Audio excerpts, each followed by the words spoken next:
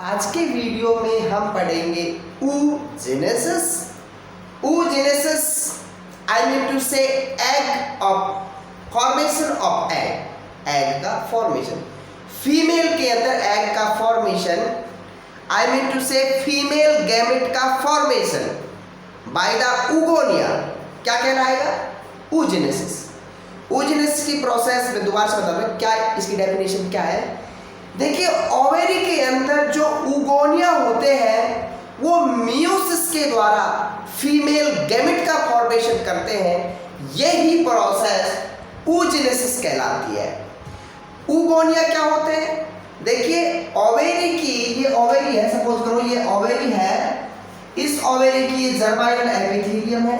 ये जर्माइनल एपिथेलियम की ये जो सेल्स है, प्रीमोर्डियम सेल्स है, ये सेल्स ही माइटोटिक डिवीजन द्वारा oogonia बनाती है और ये oogonia ही फीमेल गैमेट का फॉर्मेशन करता है। देखिए इस प्रोसेस को आगे, तो oogenesis की जो प्रोसेस है फीमेल के अंदर तभी स्टार्ट हो जाती है जब फीमेल अपनी मम्मी या अपनी मदर के यूट्रस में होती है 25 वीक की। ये तभी प्रोसेस, oogenesis की प्रोसेस तभी स्टार्ट हो जाती है। तब लगभग फीमेल के अंदर, फीमेल एम्ब्रियो के अंदर, फीमेल एम्ब्रियो के ओवेरी में लगभग 6 लाख फॉलिकल्स बन जाती हैं। और जब ये एम्ब्रियो जब इनफेंटी बन जाएगा, जब बड़ा हो जाएगा, जन्म ले लेगा, उसके बाद बड़ा हो जाएगा, उसके बाद प्यूबर की स्टेज में आएगा, तब इसके अंदर इन फॉलिकल्स की संख्या 6 लाख से घटकर लगभग 60-70 हजार के लगभग हो जाती है। oogenesis की प्रोसेस को 3 पार्ट में डिवाइड किया गया है। पहला है मल्टीप्लेक्शन फेज, ग्रोथ फेज, उसके बाद मैचुरेशन फेज। मल्टीप्लेक्शन फेज के अंदर क्या होता है? मल्टीप्लेक्शन फेज का मतलब होता है बढ़ना, नंबर में बढ़ना।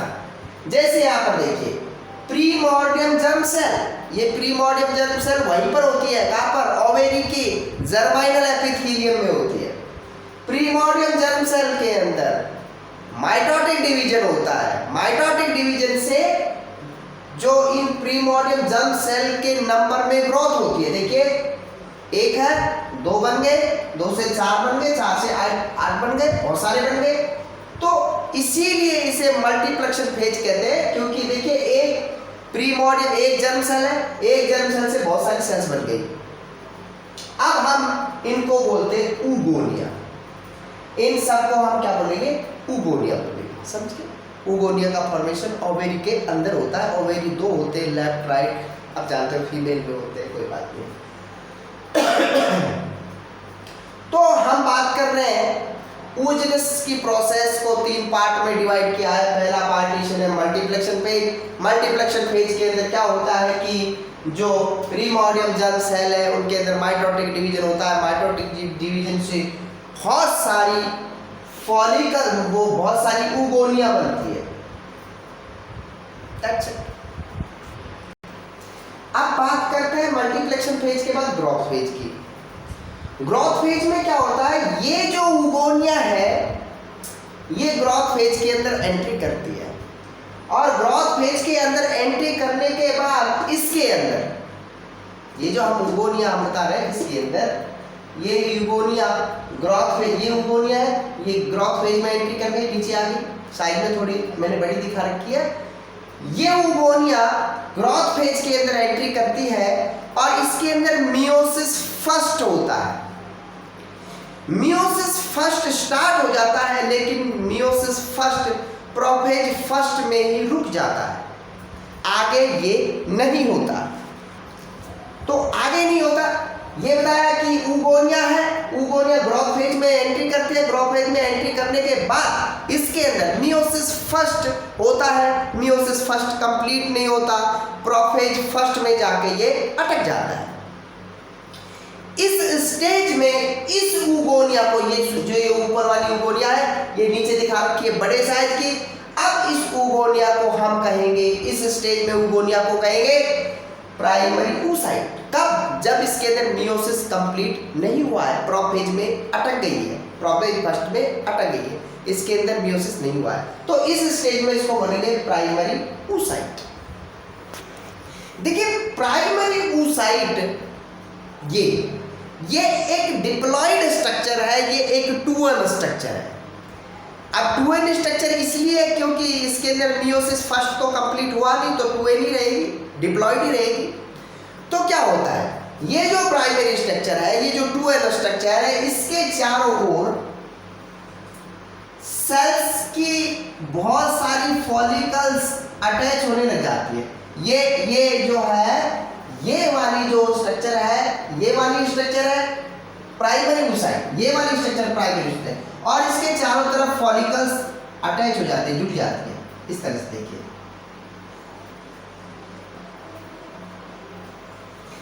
इन लेयर को, इन सेल जो ये जुड़ रही है, अटैच हो रही है, ये सारी सेल जो अटैच हो रही है, ये एक से अधिक लेयर में जुड़ती है, और इस ओवरऑल स्ट्रक्चर, ये ध्यान रखना, ये वाली स्ट्रक्चर प्राइमरी oocyte है, जबकि ये ओवरऑल स्ट्रक्चर प्राइमरी फॉलिकल्स है। मैं आपसे फिर बता रहा हूं कि ये वाली जो स्ट्रक्चर है, ये है प्राइमरी oocyte, और इसके चारों तरफ जो ये फॉलिकल्स अटैच हो गई है, इन्होंने देखो एक लेयर मैंने दिखा रखी है, ये वाली लेयर, इस पे ऊपर एक लेयर और है, और ये जो लेयर है सेल्स की, इनको बोलते हैं मेम्ब्रेना ग्रेनुलोसा।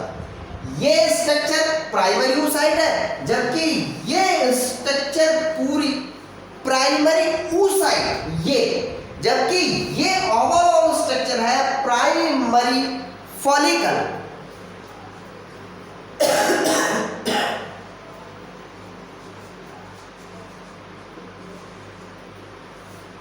समझ गए?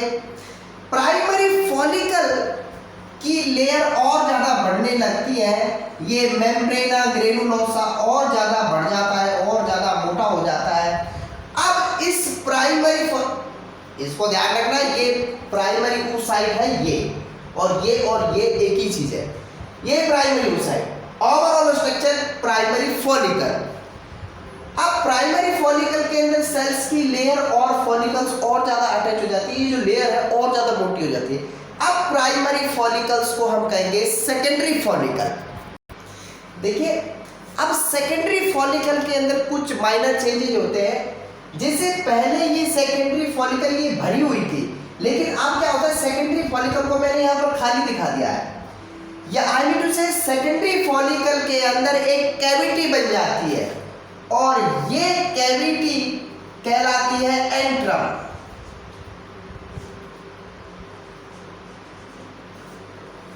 ये कैविटी बन जाती है। देखिए, ये तो प्राइमरी oocyte है, अपना वही चल रहा है, ये प्राइमरी oocyte है, इसके ऊपर मल्टीलेयर बन गई थी, उसको मेम्ब्रेना ग्रेनुलोसा कहा था। मेम्ब्रेना ग्रेनुलोसा के अंदर ये कैविटी बन गई। पहले इसको प्राइमरी oocyte कह रहे थे, प्राइमरी फॉलिकल्स कह रहे थे ओवरऑल स्ट्रक्चर को। अब हम कहेंगे इसको सेकेंडरी फॉलिकल।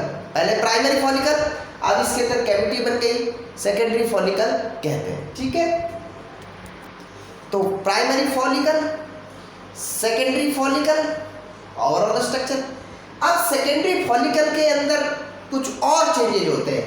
सेकेंडरी फॉलिकल के अंदर चेंजेस ये होते हैं कि ये जो मेम्ब्रेना ग्रेनुलोसा, इसके अंदर सेकेंडरी फॉलिकल के अंदर ये एंट्रम बन गई, कैविटी, ये तो हो गया है काम। उसके बाद ये लेयर और ज्यादा बड़ी हो जाती है, और ज्यादा मोटी हो जाती है ये लेयर, और ये ये मल्टी लेयर जो है, ये दो पार्ट बनाती है, आउटर थीका और इनर थीका। आउटर थीका और इनर थीका। आउटर थीका है, इनर थीका है, प्राइमरी oocyte है, एंट्रम है, ओवरऑल स्ट्रक्चर सेकेंडरी फॉलिकल नहीं बल्कि टर्सरी फॉलिकल कहलाएगी। और अब ये एंटर करेगी किसके अंदर, मैच्योरेशन फेज के अंदर। देखिए, बात करें टर्सरी फॉलिकल की, टर्सरी फॉलिकल के अंदर ये ओवरऑल स्ट्रक्चर टर्सरी फॉलिकल थी, इससे पहले ये सेकेंडरी फॉलिकल थी, उसके पहले ये प्राइमरी फॉलिकल थी, तो ये फिलहाल टर्सरी फॉलिकल है। टर्सरी फॉलिकल के अंदर ये प्राइमरी oocyte है, जिसे पहले oogonia कह रहे थे, ये प्राइमरी oocyte है। प्राइमरी oocyte के साइज में थोड़ा सा इंक्रीमेंट होता है, साइज बढ़ जाता है प्राइमरी oocyte का, लो साइज हमने बढ़ा दिया। ये ध्यान रखना। अब हम मैच्योरेशन फेज में एंट्री कर चुके हैं। इसका साइज बढ़ जाता है प्राइमरी oocyte का, और प्राइमरी oocyte के अंदर मियोसिस फर्स्ट डिवीजन कंप्लीट होता है, और इससे इस प्राइमरी oocyte से दो सेल बनती है। एक को बोलते हैं सेकेंडरी oocyte जो इतनी बड़ी होती है, दूसरे को बोलते हैं एक, देखिए प्राइमरी oocyte साइज में बड़ी हो गई। प्राइमरी oocyte के अंदर मियोसिस फर्स्ट हुआ, प्राइमरी oocyte के अंदर मियोसिस फर्स्ट हुआ तो दो सेल बन गए। देखिए ये प्राइमरी oocyte है। अब मैं इसमें समझाता हूं आपको। ये प्राइमरी oocyte है, साइज में थोड़ी बड़ी हो गई, साइज में बड़ी हो गई।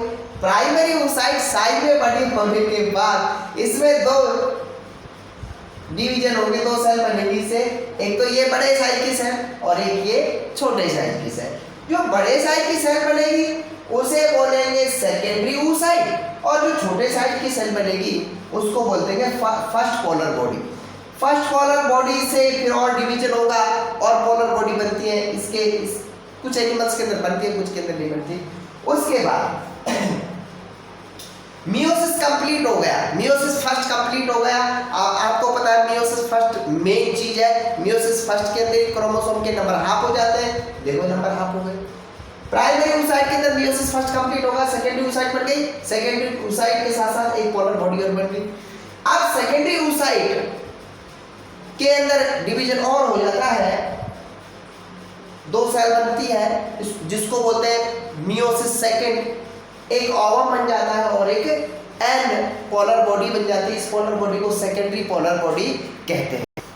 हाँ, आप देखिए, आप एक बात ध्यान रखने की देखिए कि देखिए प्राइमरी oocyte के अंदर मियोसिस फर्स्ट हुआ, प्राइमरी oocyte के अंदर मियोसिस फर्स्ट हुआ तो दो सेल बनी, एक बड़े साइज की जिसको हम बोल रहे थे सेकेंडरी oocyte, एक पोलर बॉडी। ये ध्यान रखना, ये सेकेंडरी जो oocyte है ये टर्सरी फॉलिकल के अंदर है, इसके अंदर है। ये है सेकेंडरी oocyte, ये है, और ये टर्सरी फॉलिकल के अंदर है। ये टर्सरी फॉलिकल पहले सेकेंडरी फॉलिकल, उससे पहले थी प्राइमरी फॉलिकल, और ये जो है ये है सेकेंडरी oocyte। ये सेकेंडरी oocyte पहले प्राइमरी oocyte थी, समझिए। देखो इसमें आगे मैं आपको बताता हूँ। इस टर्सरी oocyte के अंदर जो ये इस टर्सरी फॉलिकल के अंदर जो ये सेकेंडरी oocyte है, ये सेकेंडरी oocyte इस टर्सरी फॉलिकल है, ये सेकेंडरी oocyte है, ये एंट्रम है, ओवरऑल सारी स्ट्रक्चर है। अब हम इसको कहेंगे टर्सरी oocyte को जिसके अंदर टर्सरी फॉलिकल को जिसके अंदर सेकेंडरी oocyte है, इसको बोलेंगे Graafian follicle. Graafian follicle breakage हो जाती है, ओवम बाहर आ जाता है, इसे ओव्यूलेशन बोलते हैं। ये पीरियड्स के MC के 14वें दिन की घटना होती है और इस तरह से ओवम का फॉर्मेशन हो जाता है। ये oogenesis कहलाता है। तो आप मुझे क्वेश्चन करिए, और अब लाइक तो आप करते नहीं हो लेकिन कमेंट्स जरूर कर दिया करो क्वेश्चन वगैरह कि सर ये समझ में नहीं आया, जो भी बात है आप मुझे बताया करो। Tell me please. Thank you. Good morning.